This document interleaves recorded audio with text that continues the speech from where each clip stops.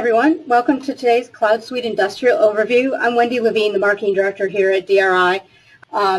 As most of you are aware, CloudSuite Industrial is the new name for Sightline. This is the same application you're used to using and can be run on-premise as easily as deployed in the cloud. I'm pleased to introduce our presenter today. Mike Stitt is an experienced manufacturing professional, having held various management positions in the areas of operations, material and production planning, and manufacturing systems before he joined DRI in 1997. He has significant expertise in best practices in the areas of finance, operations, material management, production scheduling, and business process improvement. He holds an MBA from Duquesne University, a CPIM certification from APEX, and is a certified project management professional.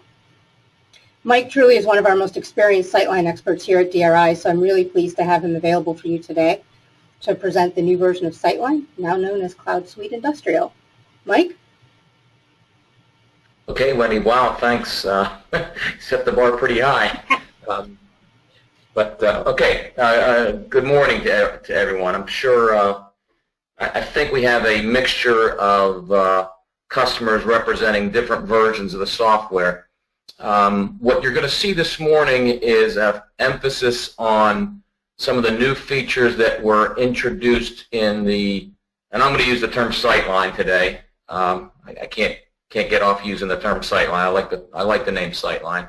But I'm going to show you some new features that are primarily incorporated in version 9, the sort of version 9 family of the product. There was a 9.00, a 9.00, 10.20, and .30. At the end of this year, there's going to be a 9.01. We'll talk a little bit about that towards the end of the presentation. I'll also sprinkle in a few things about features that have been added, maybe not just in the 9 version, but things maybe if you're not aware of, it would be good if you were aware of. We'll do a little PowerPoint here. This is not going to be PowerPoint intensive. I just want you to see a few things. There's the first slide, and again, just taking an eyeball some of these things. The ones that are in bold, I'm going to attempt to do a little demonstration about. But there, the first slide just talks about some new features. Not all of these are exclusively Sightline 9 features. Some of them are just new things that have come out in the last few years, or things that maybe you're aware of but you haven't really dug into. Things like the Workbench Suite or the web client. So there's just a little laundry list of some things that are available now. Some of these are standard parts of the package. Others need to be purchased and licensed separately. Take a look at that list towards the end. If you have questions about some of the things on there, we can certainly entertain them. But those are some new overall features we might talk about. We talk about new features in the user interface. I'll try to demonstrate today this first point where it says new look and feel. In Sightline 9, the system came with a new user interface, although, by the way, they are sort of changing that, updating it for 9.01, which again is coming out towards the end of this year. Then you can see some other various miscellaneous enhancements. Some of them in there that are kind of interesting is the right-click options and the default ending value on reports. I'll demonstrate that briefly. Many of you probably know what that is. I'm also going to show you that down here towards the bottom where it says 360 forms. That is something that's come out in the latest release, 9.0030, and they are accordion-style forms that Infor seems to be embracing now. So you're going to see more and more of those. There's about 4 or 5 of them in the system now. I'm going to show you an example of 1 or 2 of them. I probably won't show you this today, but the one that's below that says user start form. That's Infor's attempt to get to the point where a user can sort of build their own form. The idea is when they log on, when they launch the application, they get a custom form sort of built with everything they might want on it. Okay. Here's some customer service new features. Again, I'll allow you to take a look at that as I talk through it. Again, some of the bold items I'll actually show you. So you can take a look at that. Again, I'm going to show you the ones that are in bold. Now, as we go through the next one, this is sort of product data. You can think of it as items, bills of material, things of that nature. Again, down at the bottom, you'll see there's a new 360 form. The second bulleted item I'll show you, that's the new non-inventory items form that's available in Sightline 9. Okay, those are general features in sort of product data management. Manufacturing planning and control. For you folks, the very first item on there that do outside processing or subcontracting, there was a module that used to be, you needed to purchase it separately, called outside process management. In Sightline 9, that is now a part of the standard offering, so you get that automatically. There's a batching capability. And as is the case over the last several years, each new release includes a host of APS enhancements. That continues to be an area of focus for Infor, trying to make their APS, Advanced Planning and Scheduling System, as world-class as it can be. There's a couple specific features there at the bottom that I'll show you: contention inquiry and material constraint inquiry. Procurement. Miscellaneous items there. The one in my particular life that I've had to touch and feel quite a bit now is the surcharges enhancement they added in 9. That's getting, there was initially some problems with that. I think that functionality is getting a little much more mature now. Some other things in there. I'm going to show you this thing called the purchase order document lifecycle. That's an easy thing to show, and it's kind of a nice tool. I think you'll like that. I don't know how many accountants we have on the call, but there is a bunch of new accounting features. And by the way, as I present all this, this is not necessarily an entire list of all the new features. These are things that I sort of pick and chose because I thought they were particularly relevant. But what you're seeing in this PowerPoint is not necessarily all the new improvements or enhancements. But again, if you look in the financial management section, there's some interesting things there. You'll see the two that I'm going to demonstrate, including what-if costing. That's a simulation costing capability. Projects. I don't know if, I think we have a few projects users in the meeting today. They've added some new things. Some of these things were added maybe prior to Sightline 9. But if I have time, we'll go through some of those new project features. Payroll and HR. Somewhat surprisingly to me, Infor has sort of circled back and made payroll and human resources a bit of a focus for new development. So they've added several new features, including that second one. It says employee self-service module. That's designed to be a web-based tool where employees can log on and access information like previous paychecks or request time off. To a large degree, that assumes that you're running Sightline payroll. But again, there's been several fairly large-scale and some sort of miscellaneous new features added to the HR area of the system. I'm not the most technical guy of the DRI folks, but as you would expect, there's many new features from a technical standpoint. One of the ones that's worth discussing is that first one that says single database multi-site. If you are a company that runs Sightline in a multi-site deployment, there now is an option, and it's still maybe somewhat not as mature as it could be, but you can now run Sightline in a single database, but multiple sites. So there's a little laundry list of sort of technical and infrastructure related enhancements. Okay, last slide, there's not much on there, but keep in mind 901 is coming out, I think they say at the end of this year, and they're going to change the user interface again. I don't think they're going to change every form in the system, but there's going to be some that are going to be updated to a new look and feel. And they are also planning to phase out SQL reporting services. and what that means is there's going to be more emphasis on data views. All right, now let's go ahead and end that PowerPoint, and let's look at the system. For the most part, I'm going to be demonstrating in version 9.00.30. That is the most recent release as of this moment in time. Now, for you folks that are maybe using rather old versions of software, newer versions of Sightline have a series of what they call home pages. I have a couple examples on here, the executive home and the customer service home. This is what the software companies move towards. This is the kind of approach they want a user to experience. When you log on, you may launch one of these forms, and they both provide a whole lot of information in terms of measurements and charts and graphs. If you go to the Navigator tab, they have a lot of nice sort of snippets of data right at your fingertips. Again, look, I'm on the Customer Service tab. I can kind of quickly see orders, RMAs, and I can specify a specific customer if I want to.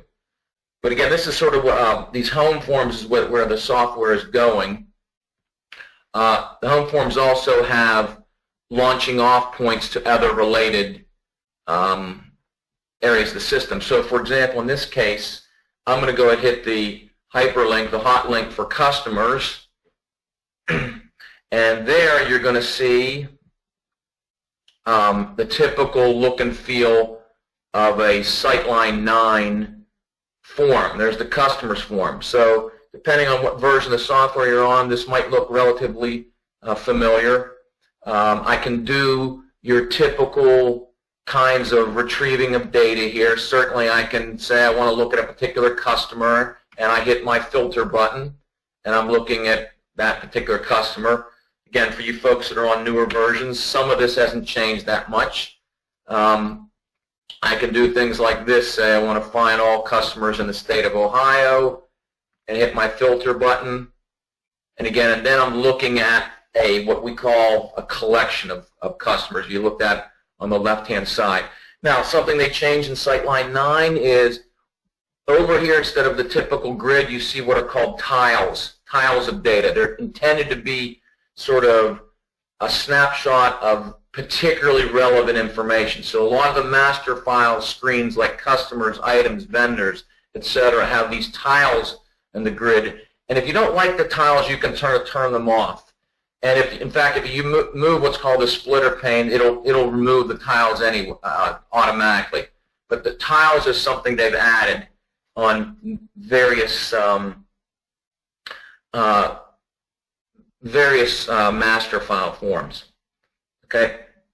Now let's quickly take a look at another master file form, one that a lot of people use extensively. Let's look at the items form. Okay. There's a typical, and this is many of you are familiar with the old bicycle demo database, so I'm looking at an FA 10,000. Again, this is the items form. Depending on your version, they've added a whole bunch of new buttons. By the way, some of these buttons in the middle I've added for demonstration purposes. These are not standard, but these are all standard over on the right-hand side. Now, a couple small little nugget additions they've added. If I highlight something now, in the past, in order to put that on your clipboard, you had to hit Control-C. But there is now an option to right-click and copy. Not a big deal, but that will make some people happy. Then, if I'm running a report, like I'm going to run the item detail report, if I can bring that up effectively. Another little enhancement they added, you can turn this on and off with a parameter, but watch, first I'll do a right-click paste, okay, and notice then I didn't have to type in the ending value. That's a new little feature in the system where the ending value will default to the starting value. Again, minor thing, but something that people have complained about over the years. Okay, now, while we're at it right now, I want to mention that Sightline now, well, since version 8 or so, they added a application event system. It's essentially a workflow system. And when it first came out in 8, it was somewhat immature, but it has gotten to the point now where the application event system, or what you can just call the workflow system, if you'd like, is fairly mature and is getting quite a bit of use in the customer base. Maybe some of you folks are using it. And they've actually got to the point now where in order to make the creation of workflows, and you folks know what a workflow is, in some cases a workflow is something as simple as upon the addition of some record in the database, a new customer, you want to inform the appropriate people, like maybe people in credit to do some kind of credit analysis. But that's a simple example of a workflow or an event. Now, in order to make the workflow system or the event system sort of more adaptable to more users, there's now a workflow wizard in the system. So what I'm doing here is I'm on the items form, and I did a right click, and there's an option down here that says new workflow. And when I click that, I get a new workflow sort of dialog set of screens. And I can walk through it like this. I say, I want to create a new workflow that notifies me or notifies someone else. And watch, all I'm doing is walking through this like a typical wizard. And I'm saying, show me when there's an addition of a new item as opposed to a change. Maybe I want to deal with a creation of a new item. So I'm hitting my next button. And now I can put some conditions on this. So I can say, and I'm going to do something kind of silly here, but I'm going to say, anytime there's an item of ABC code equal to a value of B, and then I can hit this Add Clause button, and I can add as many clauses as I want. But when I hit this Finish button, I've essentially that's the process of creating a workflow. Now that's a simple sort of FYI notification, but now, if we added a new item, and let's just go ahead and give it a shot. I'll add a new item here, and I'll make sure I'm doing it by copying. So I'm going to say FA-10,000-, those are my initials, and we'll say it's ABC code B, and I hit my Save button. And I'm just creating a new item record.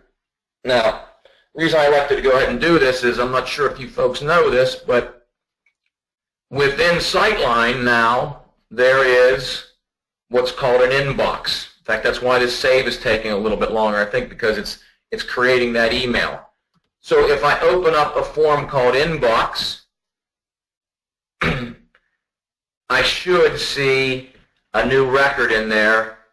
And that was, I've just been told that a new item was added. If it's because that item is indeed an item with an ABC code of B. Now that wasn't the sort of the most clever workflow I just added, but think about the power that's sort of available to you there.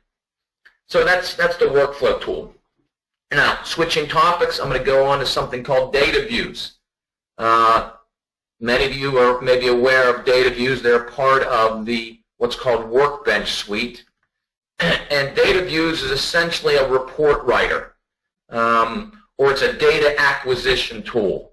And the cool thing about data views is that if you know a little bit about the Sightline system, you can probably begin to use the data views tool. And when you use data views, you could be maybe just an end user that uses data views, and you're just using it to sort of capture data, slice and dice it, maybe send it out to Excel. If you're a more experienced Sightline user, you can actually develop new data views. I'm going to show you a data view that I created just this morning. And it's called, we'll just use this one right here. Sorry, I'm having a connection problem.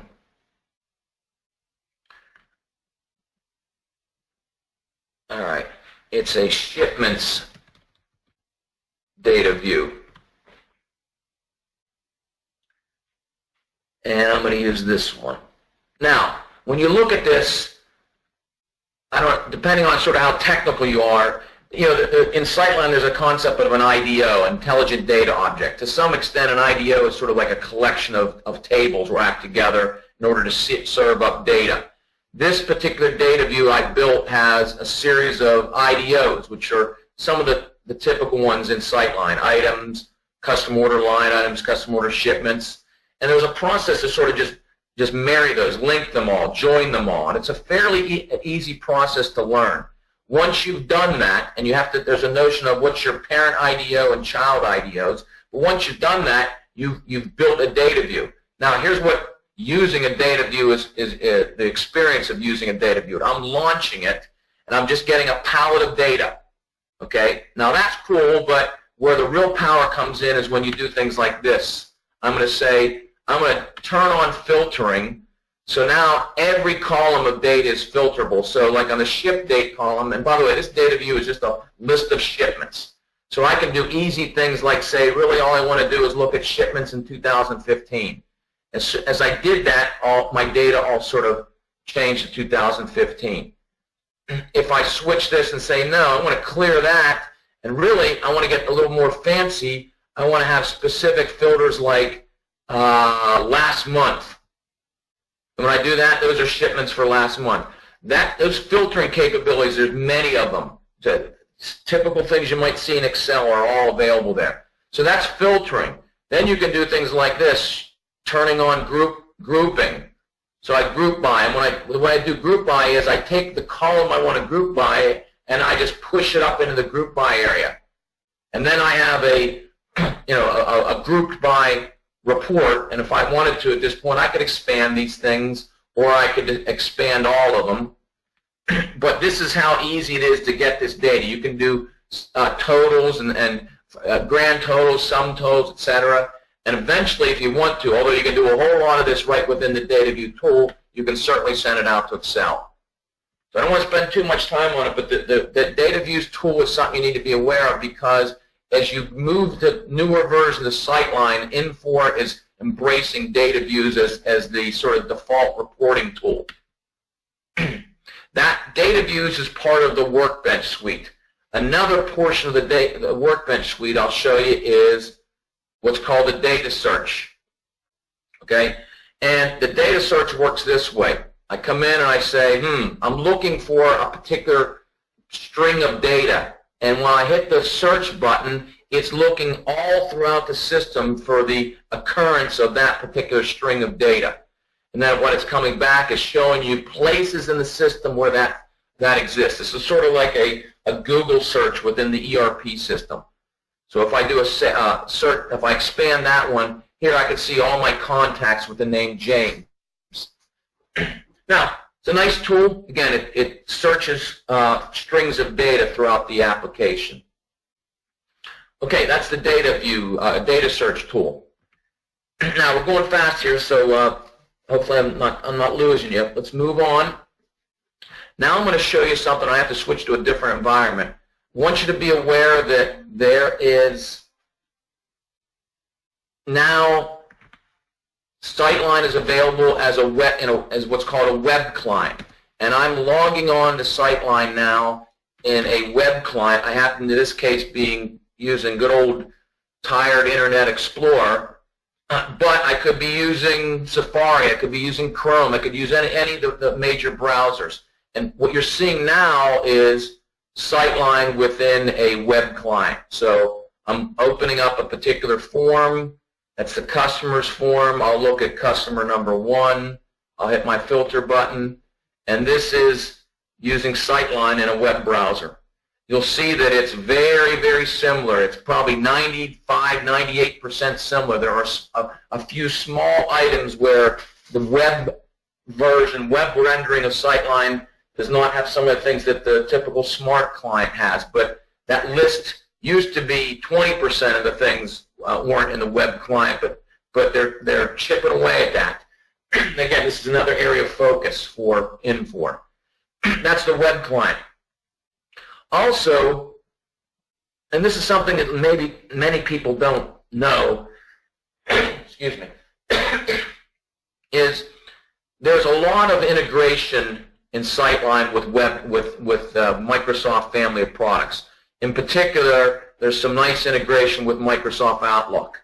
Okay, if your focus is especially in the customer relationship management area, like CRM, there's some nice features with Outlook integration where you can add a contact in Outlook and push the contact in automatically into Sightline, or the reverse. Same things with calendar records, things like that. You can also, while you're in Outlook, you can even come down to where there's a tab for the Sightline Explorer, and from the Sightline Explorer within Outlook, you can do things like this. I'm launching the prospects form or within Outlook. It's asking me for my credentials, so again, I'm just logging on, and I'm hitting my sign-in button, and I'm going to see a Sightline form embedded inside an Outlook email message. I could do things like this now, forward that email to someone. But that's using Sightline from within the Outlook application. Now, not all Sightline forms are available. There's a whole host of them, again, mostly sales and CRM related. But that's an example of some of the Outlook integration. Now, quickly, I'm going to show you some integration related to the Excel financial report writer. This thing's kind of cool as well. I'm going to go and open up Excel, and now there is a separate tab called Sightline, and this is exclusively for financial analysis, financial reporting. But when you get this, and this, by the way, there's no additional fee for this. This is the kind of thing you just go to Infor's website and you download the software and you apply it to the people's that might use it, their local PC. But the Excel financial add-in allows you to do things like this. One of the things, it has a wizard. Watch this. I'm going to come in and say, yeah, I want to create a P&L statement, and I want it to be from, say, year 2013, and I want it to have what's called dynamic parameters. So I hit the Generate button, and what the system is doing there, it's trying to create what it considers a P&L. Now, certainly that's not going to match the needs of your particular company, at least not perfectly. But what it has done is it has built what these formulas up here. Now, that might seem a little bit confusing as I highlight that, but that's essentially what this Excel add-in does, is it adds 8 or 10 new formulas to Excel that extract data from the Sightline financial tables, like the ledger table and the budget table. So that's what it's doing, and you can see here that's data it pulled, sales data it pulled directly from Sightline.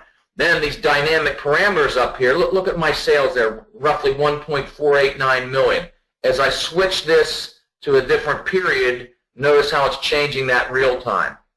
So this is the financial report writer. We could go on and on about this, but there's a lot of nice tools there, and it's really fairly easy to use and learn. The learning curve is pretty small, and that is the area of that Infor is pushing people.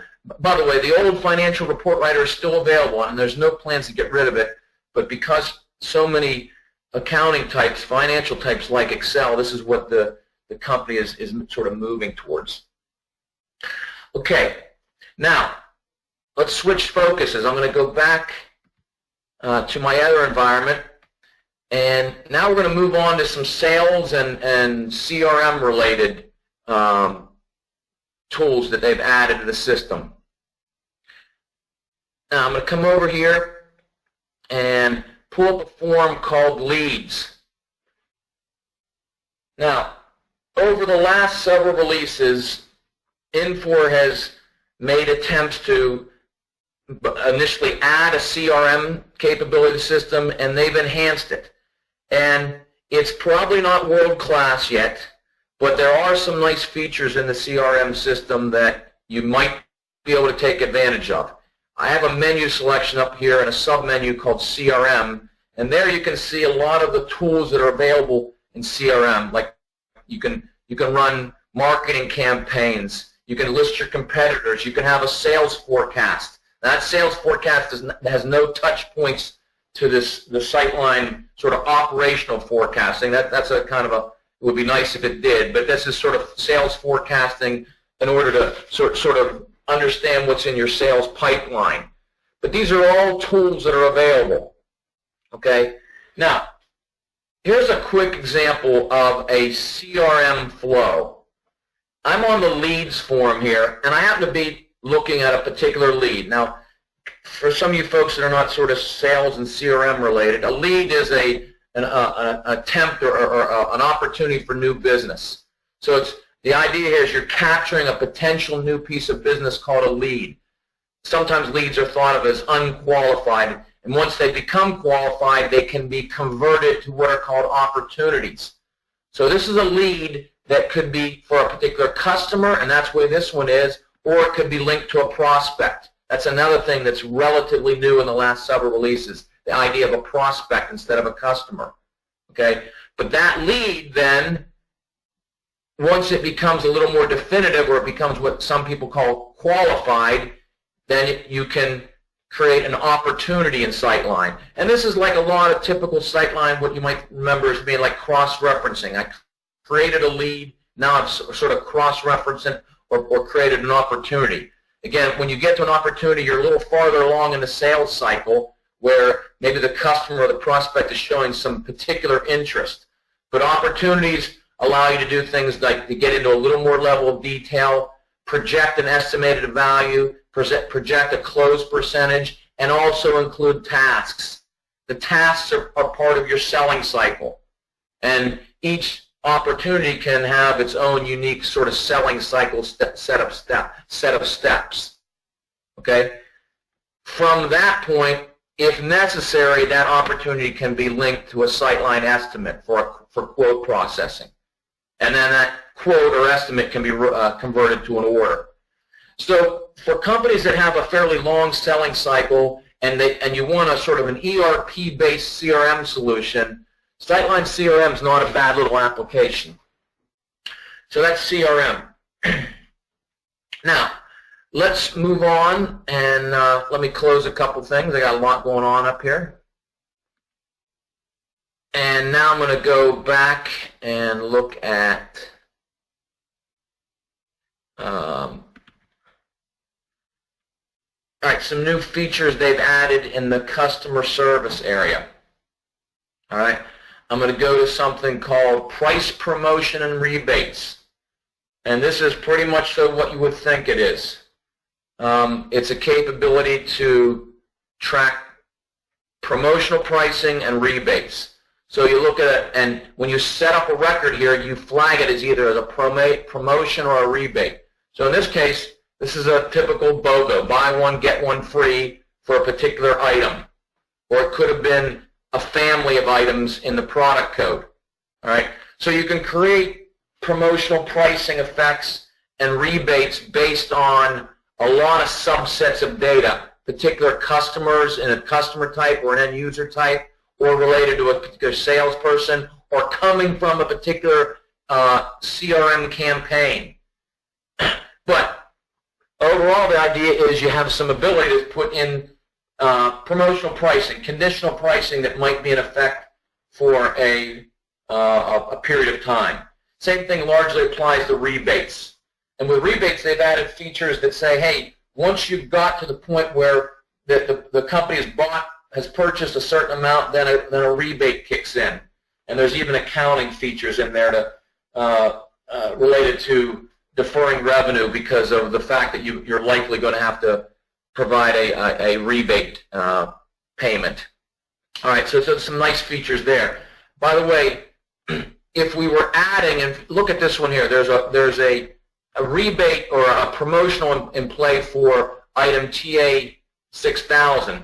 If I go over to a customer order entry screen, and this is also something that's new for some of you folks, they've added these quick entry screens to places like customer orders, purchase orders, estimates or quotes. They're intended to be one-stop shopping screens, one screen processes for any of those. Instead of having a customer order header screen and a line item screen, now you have one screen in effect.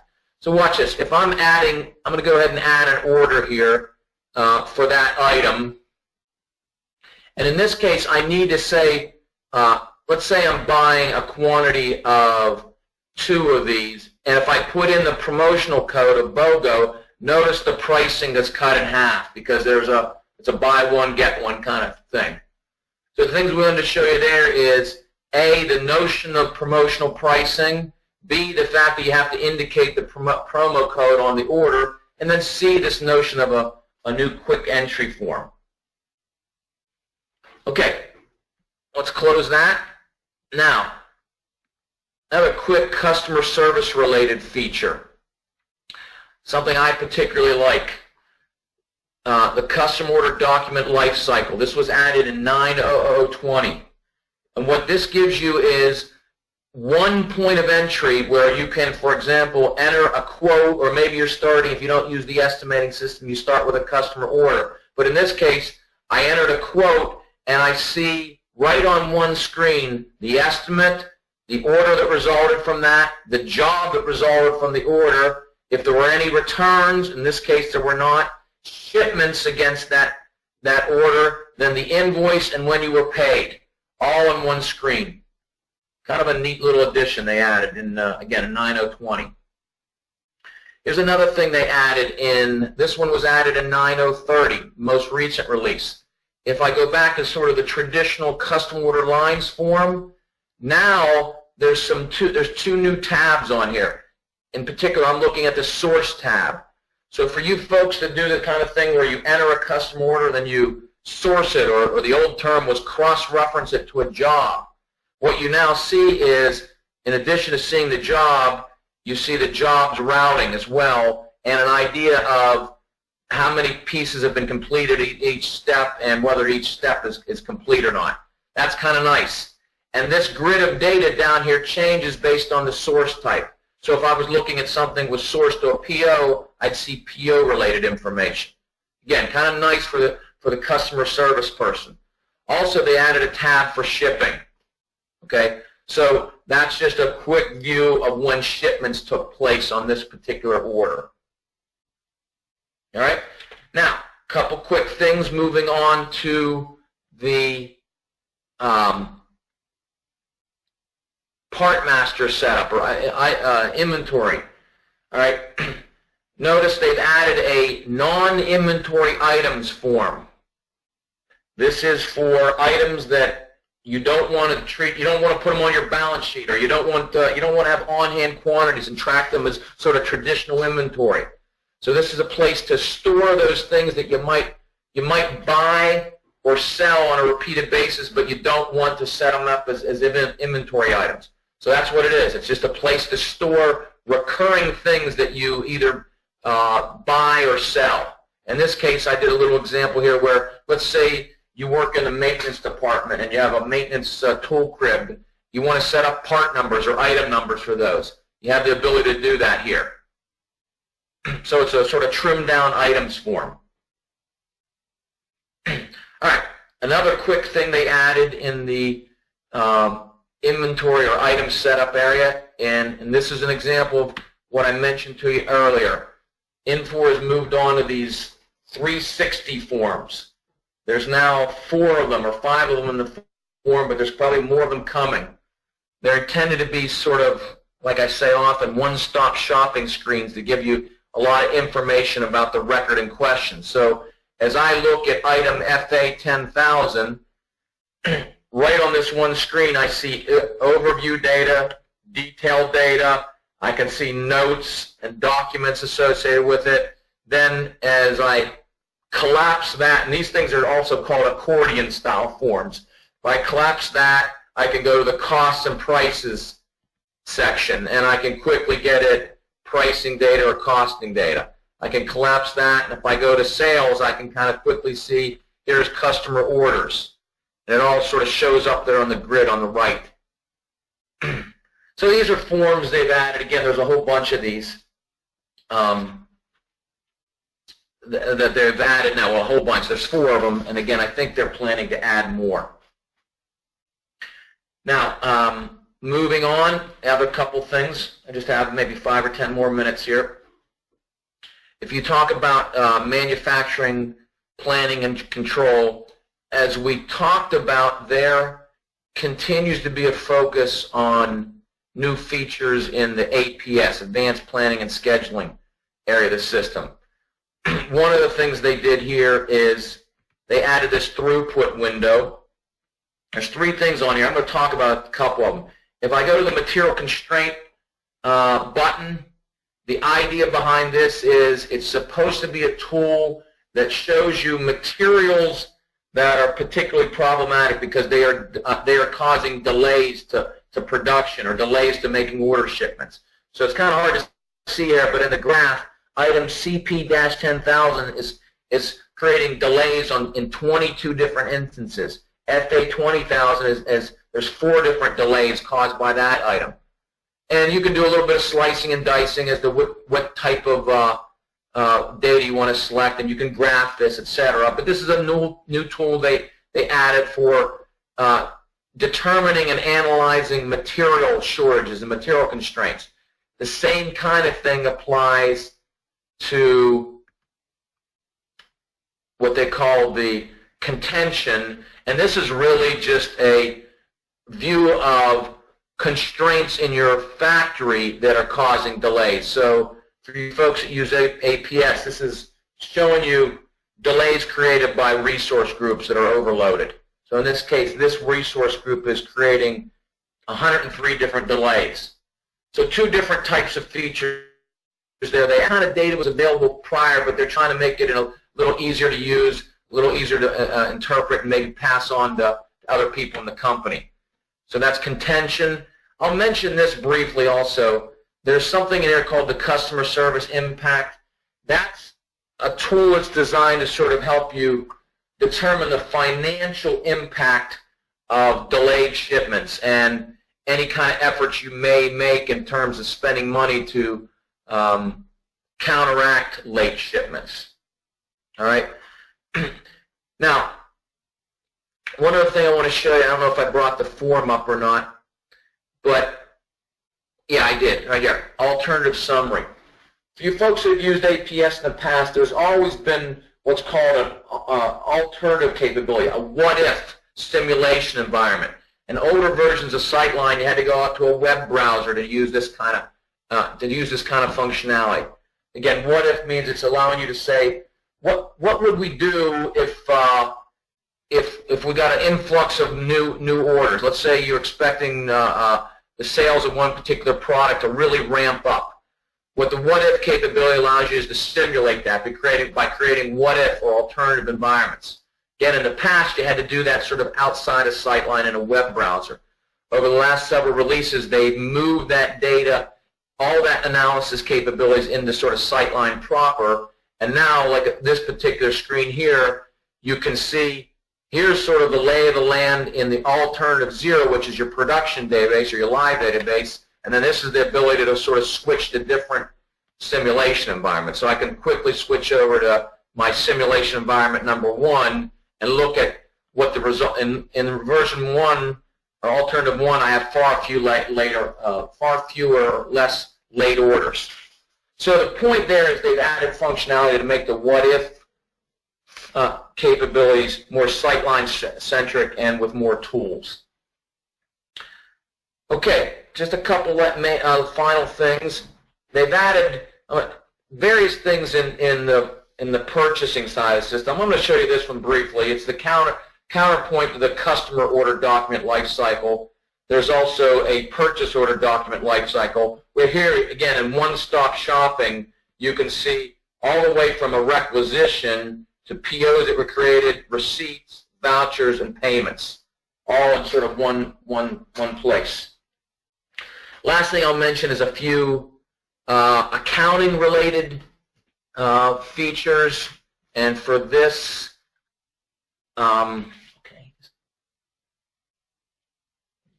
let me just jump over and show you the costing analysis workbench. Sort of like we talked about a few minutes ago, the production what-if capability. Well, in Sightline 9, they added a what-if capability for costing. So kind of a similar kind of thing there. If, say, at the end of the year, you felt like you needed to do some analysis, you felt like your overhead rates were stated too low. Okay, what the costing analysis workbench allows you to create a what-if environment and to simulate what the effects would be on things like inventory valuation if you did indeed change your overhead rates. So it's a nice tool. That's relatively new, but there's some nice features there. It was fairly mature even from its outset.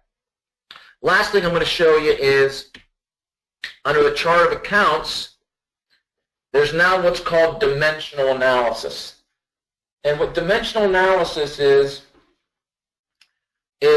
you can analyze sort of hardcore financial data that's not sort of debit and credit related, but you can still analyze it. So what I'm getting at here is, let's say you wanted to analyze sales from a particular territory, or for a particular salesperson, or within a type of customer, or an SIC code.